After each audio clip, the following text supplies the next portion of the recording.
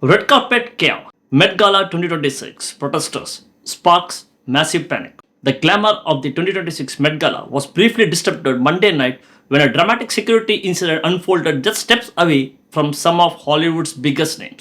What began as a routine red carpet moment quickly turned tense as an anti-Bezos protesters stormed past barriers and triggered a swift police response. Now we take a deeper look and break down this entire story on the AI podcast. Yes. It's the first Monday in May. You have, actor Connor Story, designer Tom Ford, and actress Julianne Moore. They're posing on what is arguably the most heavily guarded, meticulously curated red carpet on the planet. Right, it's the absolute pinnacle of high fashion and controlled aesthetics. Exactly. I mean, hundreds of cameras are flashing like strobe lights, reporters are shouting names, and then less than 20 feet away from them, a man who has just sprinted blind through active Central Park traffic violently tackles a solid steel barricade. And it requires a literal swarm of police officers to bring him to the ground. It's crazy. And today, for you listening, we are going to examine the exact mechanics of that shattered illusion. We're taking a meticulous frame-by-frame look at a startling 20-second window during the 2026 Met Gala, where immense wealth and high-stakes security met a very sharp edge. Because it really is a profound collision, between a highly artificial environment and raw, unpredictable kinetic energy. We have a massive stack of source material here. Security reports, eyewitness accounts, timeline breakdowns, detailing this sudden security breach by an anti-Bezos protester. Okay, let's unpack this, because we are not just looking at a disruption at a party here. No, definitely not. We're looking at a masterclass in how a seemingly impenetrable perimeter can fail in the blink of an eye. Yeah, we need to look entirely past the glitz, the celebrity commentary, and the fashion to focus on the raw anatomy of this event. We're going to break down the physical layout of the security grid, the physiological realities of human reaction times, and, well, the underlying societal tensions that funneled into this single chaotic moment. To understand the sheer shock value of this breach, we really have to start by establishing the baseline of the environment. Because if you've never been near the Metropolitan Museum of Art during this event, you can't just picture a red carpet roped off outside a building. Oh, not at all. It's a massive, multi-layered security grid. Right.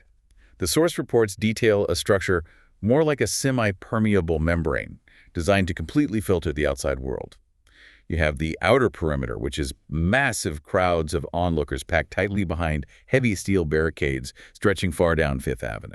And then the middle perimeter, which involves NYPD traffic control and private security checking endless credentials. Yeah, and then the inner perimeter, the literal steps of the museum, flooded with blinding media lights and close protection details. It's like an exclusive modern-day fortress designed to keep the world out. And the intention of that design is absolute exclusion. Only designated, highly vetted elements are supposed to pass through. What's fascinating here is that security was not just operating at its standard, admittedly extreme level. Wait, it was even higher than normal? Yes, it was already specifically heightened. Organizers were fully aware of ongoing protests targeting Amazon, and they had reinforced their posture because of that intelligence. They knew there was tension in the air. So the organizers actually knew protests were likely, and they fortified this massive steel perimeter. But a perimeter assumes that the people interacting with it are going to behave predictably, right? Exactly. When event organizers build a perimeter, they design their defenses around the threats they logically anticipate. They prepare for organized crowds, standard vocal protests, predictable human behavior. They assume the physical barriers, Yeah. the steel, the sheer density of the crowd. Dozens of police officers will act as a psychological deterrent. Right, and the flaw in that fortress mentality is that it often blinds security to the asymmetrical threat, the single, hyper-determined individual who just refuses to play by the established physics of the perimeter. When someone decides that their own physical safety no longer matters, those conventional deterrents instantly lose their power. Well, wait, hold on. I'm struggling with the physics of this specific sequence because the timeline we have from the source material is breathtakingly fast. It defies our everyday understanding of how human beings move through public space. Yeah, because according to the accounts, this guy doesn't just slip through a side door or find a gap in a fence. First, he has to force his way through the densely packed crowds along Fifth Avenue. We are talking about physically pushing past fans who are standing shoulder to shoulder, completely pinned against barricades. Which is incredibly difficult on its own. Right. Then he leaps over the first solid steel barrier. And then, and this is the part I really need you to explain, he sprints across active traffic near Central Park, moving cars in Midtown Manhattan. It's pure chaos. Then he vaults a second barrier and heads directly toward the red carpet. How is it physically possible to navigate that terrain, outrun security, and dodge moving vehicles without getting killed or instantly stopped? Well, normal movement is governed by a baseline level of self-preservation. To understand how he moved that fast, we have to look at the mechanics of extreme physiological arousal and cognitive delay. Okay, cognitive delay. When the reports highlight the phrase, sprinted across active traffic, that is the key data point. Typical security protocols rely heavily on the fact that most humans actively try to avoid getting hit by thousands of pounds of moving steel. Because basic survival instinct usually overrides everything else. Precisely. But when an individual is operating on a massive surge of adrenaline, fueled by a deep ideological grievance, the prefrontal cortex, the part of the brain calculating long-term risk, takes a back seat. They get profound tunnel vision, locked entirely on the target. So he's not even calculating the speed of oncoming taxis. No, not at all. They are exploiting the cognitive delay of every single person around them. You mean the delay in, like, processing what is actually happening? Yes. In security and tactical analysis, there is a concept called the ODA loop. Observe, orient, decide, act. It is the cycle the human brain goes through when reacting to a new stimulus. Oh, wow. Okay. The protester is the only one in this environment who has already made a decision. Everyone else is stuck in the observe and orient phases. So the fans are shocked by this sudden shoving. The media are looking through camera viewfinders, which literally limits their peripheral vision. Right. And the drivers in the active traffic are suddenly slamming on their brakes, creating a chaotic, shifting maze of steel that actually acts as a temporary barrier against pursuing security. So the chaos of the traffic actually shielded him from the police for a few critical seconds. It creates an incredibly complex terrain that trained professionals have to navigate safely, while the protester is navigating it recklessly. Even the police officers, who are on high alert, require a second or two to process that a civilian has breached the outer line and is actively dodging cars. Wow. The protester is injecting kinetic force into the system, and the entire environment is forced into a reactionary posture. That cognitive lag, those few seconds it takes a cop to realize this is not a fan, this is a threat, gives the protester a massive temporal advantage. That reframes the entire sequence. It's not that he possessed some superhuman athletic ability, it's that his sheer recklessness bypassed the normal social and physical contracts of that space. He hijacked the ODA loop of 1,000 people simultaneously. Exactly. And that violent burst of movement brings us to the actual margin of error here, the proximity to the principal targets. Right, the final distance between the kinetic threat and the red carpet attendees. The reports state that before the police finally managed to tackle him, the protester got within approximately 20 feet of the biggest names at the event. I want you, listening right now, to visualize 20 feet. Look across the room you are in. It is roughly the length of a large pickup truck. In a dynamic, moving environment where someone is at a full sprint, 20 feet is virtually nothing. It's a fraction of a second. And caught right in that blast radius is the scene we open with. You have Connor Story in the commotion. You have Tom Ford and Julianne Moore standing incredibly close by. And think about the sensory environment of the inner perimeter at that exact moment. Hundreds of blinding flashbulbs going off, people shouting, total sensory overload. And suddenly, slicing through the artificial lights and the curated posing is this very real, very physical chaos, which makes Tom Ford's reaction even more stunning. It really is a remarkable detail to capture in the middle of a security breakdown. Yeah, the reports note that Ford instinctively wrapped his arms around Julianne Moore to shield her from potential danger. In a space designed entirely for artificial perfection, his response was a purely primal reflex. He didn't have time to assess the nature of the threat. His brain just registered danger and his body moved to protect. From a security analysis standpoint, what Ford's reaction reveals is a critical failure of the perimeter. We evaluate security effectiveness based on reaction times and interception distances. Okay, how so? There is a well-known concept in law enforcement and executive protection called the Tueller drill, or the 21-foot rule. It demonstrates that an adult sprinting can cover a distance of 21 feet in roughly 1.5 seconds. Oh, wow. That is the time it takes for a trained officer to recognize a threat, draw a weapon, and fire. Meaning, if you are within 21 feet, the defender is already out of time. Yes. In a security context, 20 feet from a protected principal is effectively zero distance. Zero distance. That is terrifying. If that individual had been carrying an edged weapon, a hazardous chemical, or any concealed threat, 20 feet is well within the effective range to initiate a catastrophic outcome before security can physically intervene. So the fact that a civilian like Tom Ford had enough time to recognize the threat and physically move to shield someone before the police completely neutralized the situation. It means the threat penetrated far too deep. The perimeter did not successfully stop the breach. The breach ran its course until a final, desperate physical tackle ended it. 20 feet is zero. That completely changes how you view a phrase like minor disruption. It was a genuine near miss. Okay, so we have mapped out the massive physical layout of the grid. We have broken down the physiological and tactical mechanics of the sprint, and we've established just how close this kinetic threat came to the attendees. Now we have to address the motivations. Right. We need to look at the targets and the underlying tensions that propelled a person to run blind through moving traffic. We have to examine what drives an individual to override that self-preservation instinct and assault a hardened perimeter. Now, before we dive into this specific motivation, I need to pause here and be incredibly clear with you, the listener. We are about to discuss the stated motivations of the protester and the corporate practices of Amazon.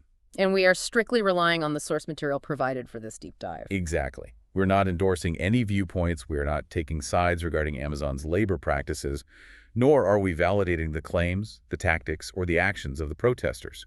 Our sole mission is to impartially report the context of the breach exactly as it exists in our sources. It's a necessary distinction. Our objective is solely to analyze the mechanics of how a protest movement intersects with a high-profile cultural event. So, looking directly at the sources, the protester was reportedly linked to a group actively criticizing Amazon's labor practices.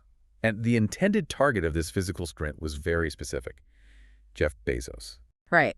And Bezos, the founder of Amazon, is crucial to this context because he was serving as one of the key sponsors and honorary chairs of the 2026 Met Gala. Okay, so he's not just a guest. His name is attached to the event. Exactly. And if we connect this to the bigger picture, it highlights a fundamental shift in how public grievances are mobilized and executed. Historically, if a group had a grievance with a corporation, the protest occurred at the corporate headquarters or maybe a shareholder meeting. Right. Isolated corporate spaces. But attention is the modern currency of protest. When a massive, highly visible corporate figure steps into the realm of cultural patronage, becoming the face or the primary financial backer of an exclusive, globally televised event like the Met Gala, that event ceases to be strictly about fashion or art. The event basically absorbs the identity of the sponsor. It becomes a physical proxy. The red carpet automatically becomes a lightning rod for any existing controversies attached to that sponsor. Protesters understand that they cannot easily breach an Amazon fulfillment center or march into a billionaire's private residence. Those locations are hardened. Right, they are isolated and heavily guarded. But a heavily publicized, highly scheduled cultural event on the streets of New York City, that presents a massive geographic and temporal vulnerability. Because the media is already there. The cameras are already broadcasting. Exactly. By attaching his name to the event, the corporate sponsorship inadvertently imported the corporate controversy directly onto the steps of the museum. They essentially built a massive stage, invited the global press, and put his name on the marquee, which signaled to anyone with a grievance exactly where and when to strike. But here's where the timeline in our source material reveals an almost absurd irony. The timing is incredible. This protester risks absolutely everything. He pushes through hostile crowds, vaults steel barricades, plays a real-life game of Frogger with active traffic, and faces down a dozen police officers risking serious injury or prison, all to target Bezos. Right? But according to the timeline in the reports, Lauren Sanchez Bezos had already walked the carpet and was safely inside the venue. And Jeff Bezos himself, he hadn't even arrived on the red carpet yet. The primary target was not even on the board when the kinetic action was initiated. The protester essentially assaulted an empty chair. I mean, he bypassed one of the most secure perimeters in the city, hijacked the ODA loop of hundreds of people, got within 1.5 seconds of striking distance to global celebrities, caused mass panic, and the specific individual he was furious at wasn't even in the blast radius. Which perfectly illustrates the chaotic, imprecise nature of asymmetrical protest tactics. The ultimate goal of a breach like this is rarely a face-to-face confrontation with the principal target. It's not about actually reaching him. No, the goal is to shatter the aura of the event associated with them. By breaking through the barriers and injecting raw chaos onto Bezos's metaphorical front lawn, the protester successfully weaponizes the media presence that the organizers set up. Oh, wow. He doesn't need to reach the target physically. He only needs to reach the cameras. Exactly. In those 20 seconds, the overarching narrative of the 2026 Met Gala instantly transformed from a celebration of high fashion into a broadcast about an anti-Amazon protest.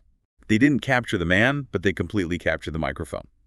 The sheer audacity of the sprint was enough to rewrite the headlines for the entire evening. It really was. Well, to summarize the immediate aftermath based on the reports, the physical chaos was ultimately incredibly brief. Yeah. The dozen officers neutralized the threat, the individual was detained and removed from the perimeter, and order was restored with surprising speed. The massive machinery of the gala simply recalibrated and kicked back into gear.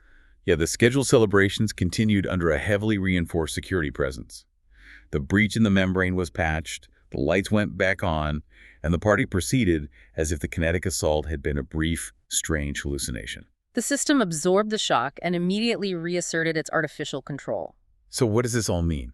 We started this deep dive looking at a highly curated, shimmering illusion of absolute exclusivity and safety. And we broke down how multiple rings of steel, heightened intelligence, and a small army of police officers were not enough to stop a single, highly motivated individual from getting within 1.5 seconds of the most protected attendees at the party of the year. We saw how adrenaline and sheer recklessness can entirely bypass the logical defenses of a multi-million-dollar perimeter.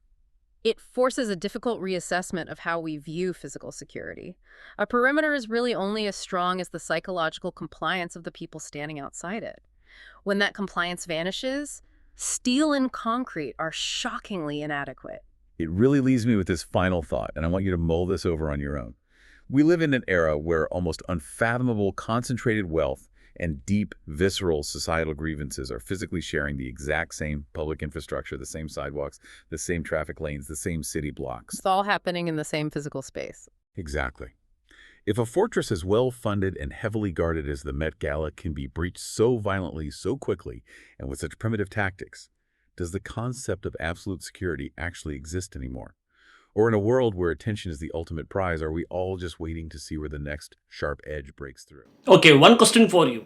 Was the protest targeting Jeff Bezos and Amazon planned in advance? And are such high-profile events becoming a new shape for activism against major corporations? Don't forget to comment it. Thanks.